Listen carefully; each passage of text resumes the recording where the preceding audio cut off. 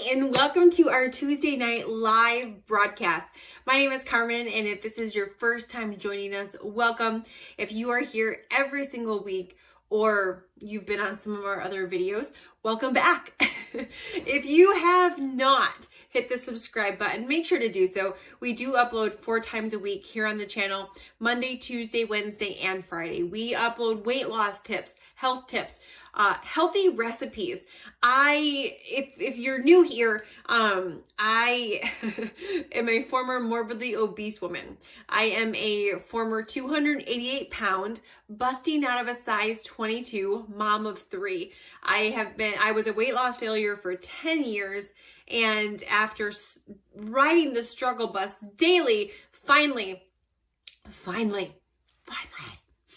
lost 161 pounds, transforming my body, transforming my life. Like it's crazy what can happen in just 13 months. And so if you have not hit the subscribe button, make sure to do so. Give the video a thumbs up. It really helps out our channel. YouTube likes to see the thumbs up. The algorithm loves it, and it helps us reach more people. So hit the subscribe button, give the video a thumbs up, and let's dive right in. So tonight I want to talk about vision, and vision for your weight loss journey, vision for your health journey, and why, in my opinion and in my experience, it is almost impossible to succeed without it. After losing the weight, I went on to become a health coach, and that's been my chosen profession for years and years and years. And I have had the privilege of working with hundreds and hundreds and hundreds and hundreds of clients from across the world, helping them cross over from being stuck to getting results, from believing the lie that they were big boned to peeling back the layers only to find out that, oh my goodness, I'm not big boned. And so not only in my own weight loss journey, but in the clients that I've worked with, every single time I had failed, or I work with a client and they're struggling, it always boils down to they don't have a vision. Because when your vision is strong enough, any excuse, any stumbling block, when the vision is strong enough, none of that matters. But when your vision isn't strong enough, that's when excuses or life or stumbles or falling down or making a mistake cause us to quit. And so I want to go ahead and talk to you about 3 things that you can do to increase your vision. 3 things that you can do to really set yourself up to succeed, because I'm telling you, whenever, even in my own health journey, I've maintained a size 2 for years and years and years. And whenever I get to a place where I'm struggling, or I'm on the roller coaster, I'll gain 5 pounds and lose it. I give myself like if I'm just not working towards anything, or I'm struggling to maintain my weight, and it's just like, I feel like it's a battle. Just because you've maintained your weight doesn't feel like there's never seasons where it feels like a battle, right? And so whenever I go through hard seasons, I always look, and it's always because there's a lack of vision. All right? Perfect. Cool. Yeah. Let's go ahead and jump right in. So number one is you have to pick a goal. You have to know where you're going before you can get there. So how do you do that? You can't so let's just rewind. I was 288 pounds. The smallest I can ever remember being was a size 7 in the 7th grade. It's not like I was a skinny girl who went to college and then gained weight, or I was a skinny girl who popped out kids and then had trouble losing the baby weight. No, I have always been a big girl. I was always one of the bigger people in the room, always, from high school all the way up into, adulthood, where I just kept climbing and climbing and climbing, eventually topping the scale at almost 300 pounds. So when people would talk about losing weight, a size 8 or a size 6 to me seemed like microscopic. It seemed tiny, because I had no memory of ever being smaller than a size 7.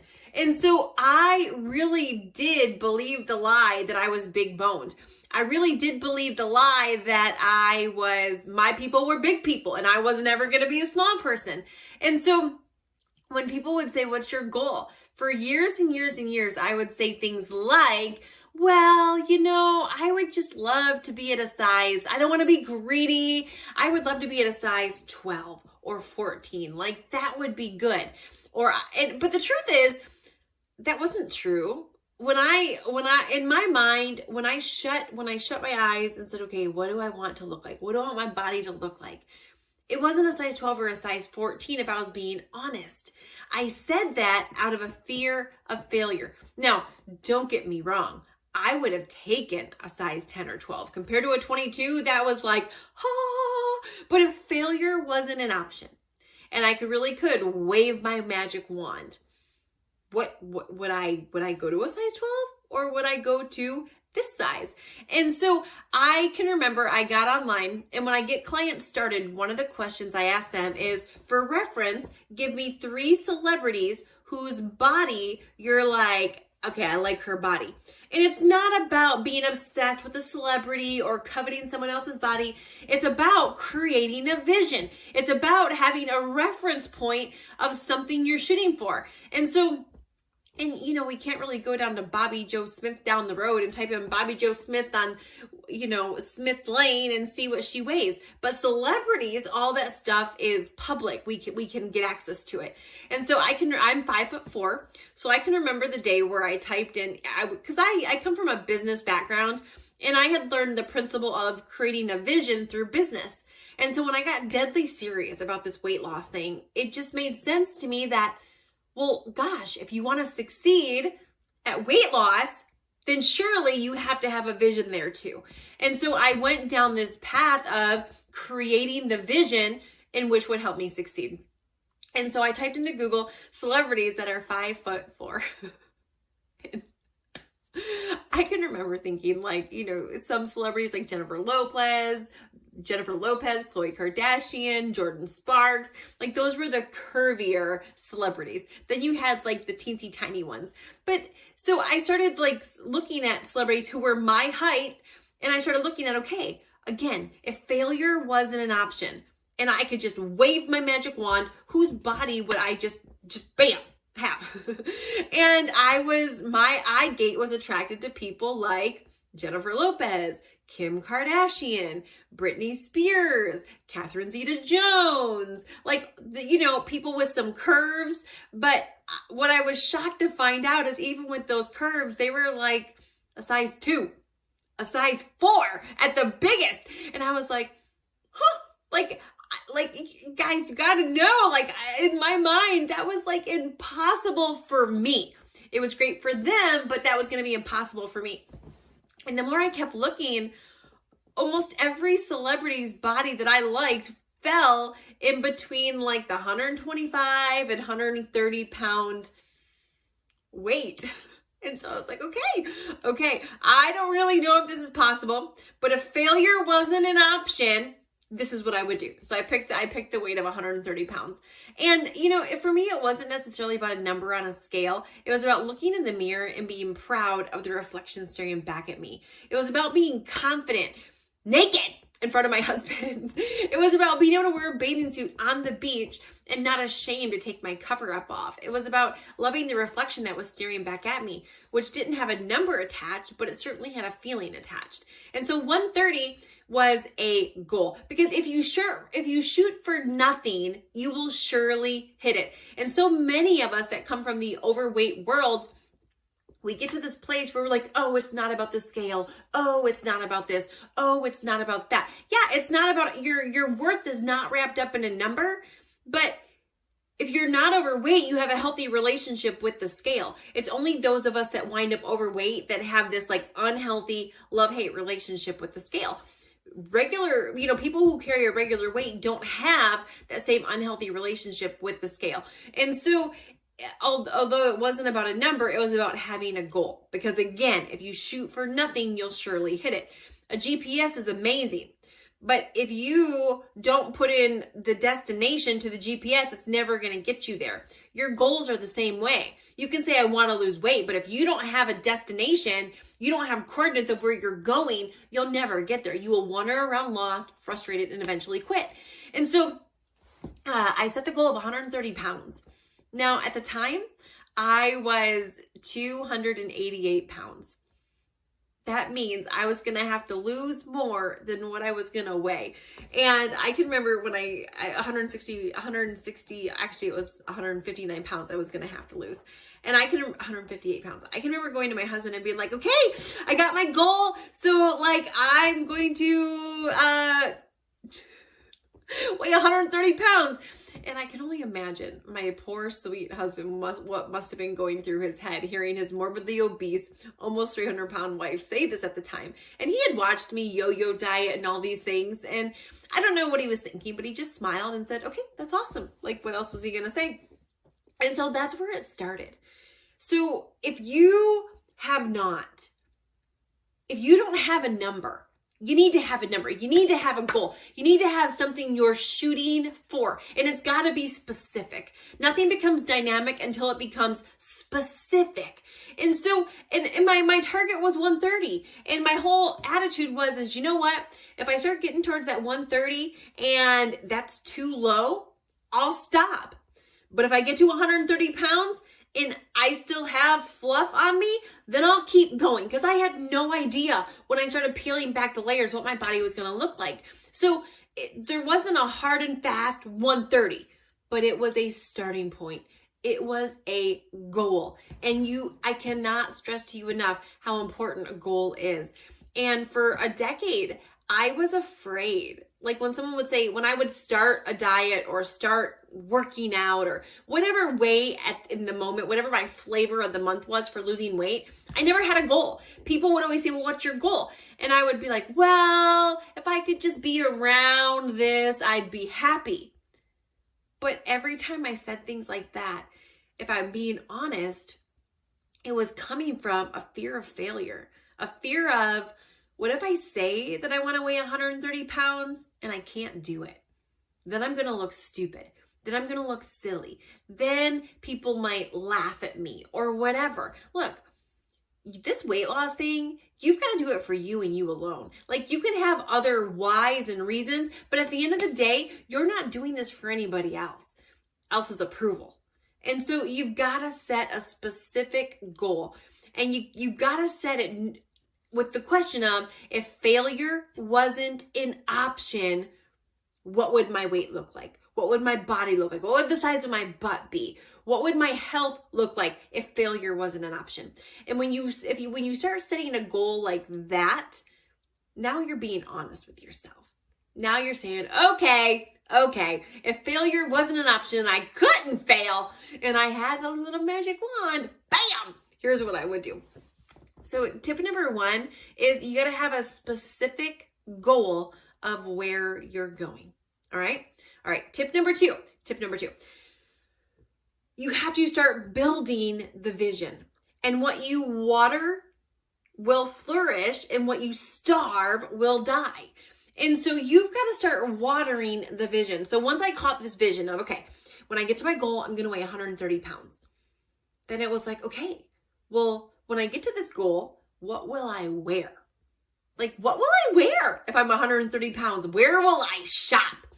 What kind of lingerie? What will my budget be for clothes? Like, what kind of clothes do I want to buy? What kind of boots do I want to buy? Because when I'm 130 pounds, like, I can wear the over-the-knee high boots because my calves won't be ginormous and whatever. And so it was like, okay, if this is my weight, what? And so I started a Pinterest board. Secret Pinterest board. And no joke, it was Carmen, skinny Carmen clothes. And I would just go on Pinterest, and sometimes if my husband was working late or if the kids were napping during the day, I would just spend time on the couch and I would type in skinny clothes, skinny jeans, knee-high boots, tight dresses. Like, I would just, put in all kinds of things into Pinterest, and I would just save them to my board. And as this progressed, I think probably about halfway of, losing weight is when I started doing this. My husband and I, if we were out on date night, I would say, hey, do you mind if we just walk through the mall? I don't want to buy anything. I just want to look. And we would walk through stores and I would say, what do you think do you like this dress? Like, would this be a good dress when I got to, Operation 130? And my husband, of course, was like, what was the poor guy going to say? He's like, yeah, I think you'd look really hot in that, babe.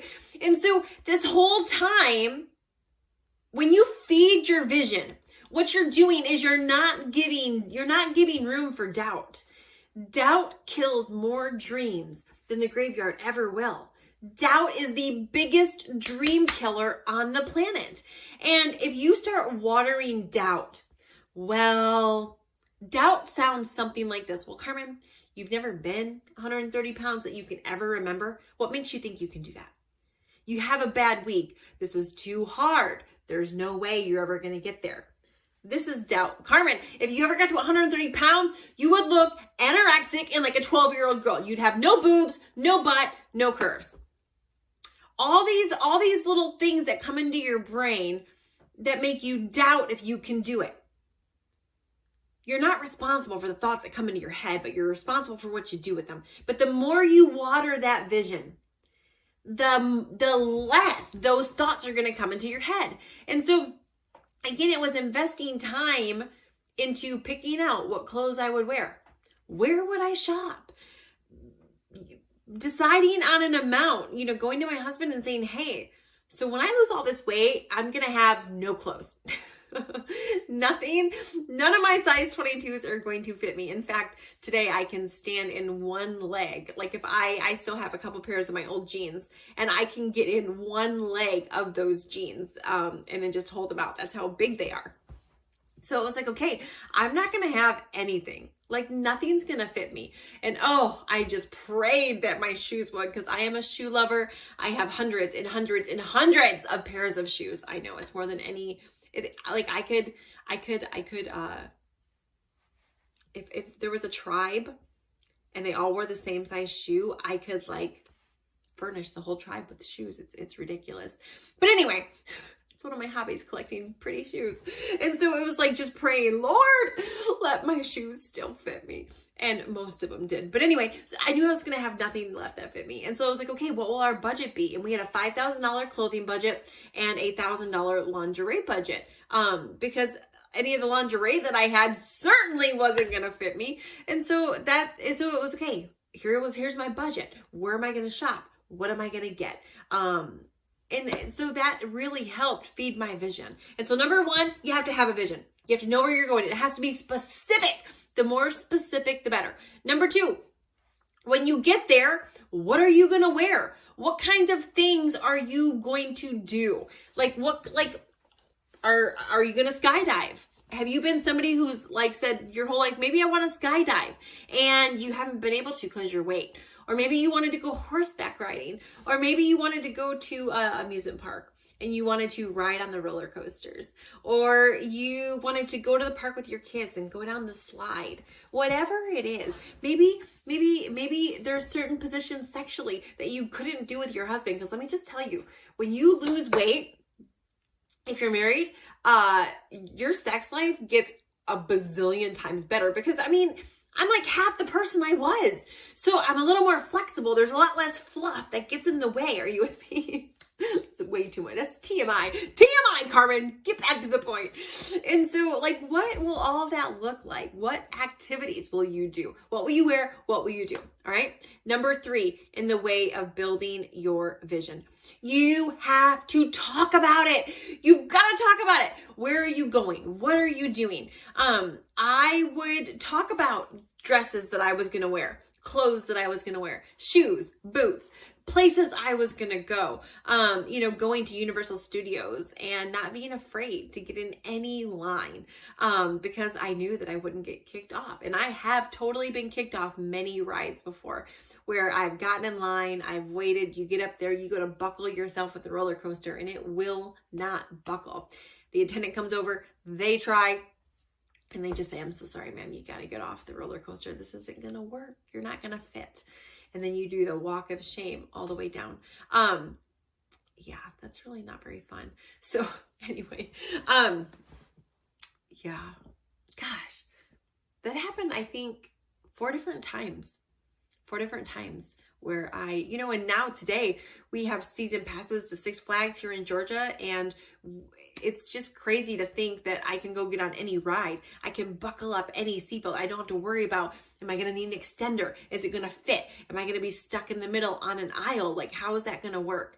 And so you've got to start talking about it, because if you're not talking about your goals, the root of not talking about it is afraid you're not going to hit it.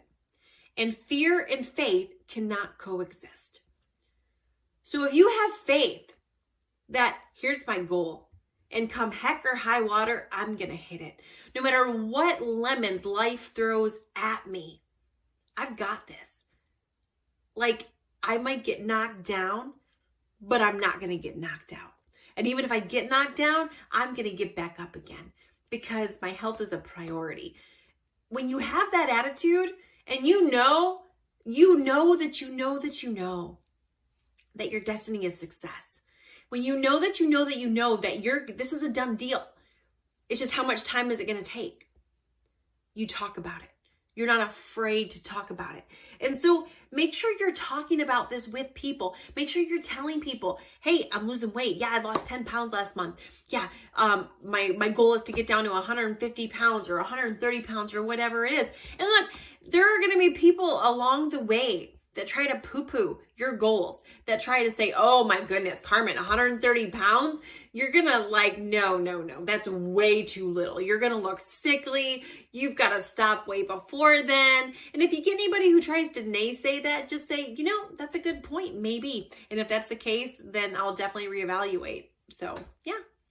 But just don't ever when you start talking about it, because look, talking about it is ownership. It's ownership. It's you taking ownership that this is my goal. And it's watering the vision. It's building the vision. These 3 things. So first, picking a specific goal. Second, what will you wear? What activities will you do? Watering the goal, building the vision. Third thing, talking about it to other people, building the vision. When you build the vision, you water the vision, and the vision becomes strong enough. There is absolutely freaking nothing with a capital N, nothing that can stop you. Absolutely nothing. And so if you're somebody who's like, darn it, Carmen, I've been trying so long to lose weight. I've tried this diet and that diet and this thing and that thing, and you're just not seeing success. Like you start, you lose a couple pounds, you go find them again, you start something else, you lose a little bit of weight, then you go find them again. If you have been riding the weight loss roller coaster, if you have been a frequent flyer on the struggle bus, and if you find yourself quitting far too often, like I did, I'm going to tell you right now, the number one reason, the simple reason why, is because you haven't taken the time to build a strong enough vision. Because when your vision's strong enough, nothing else matters.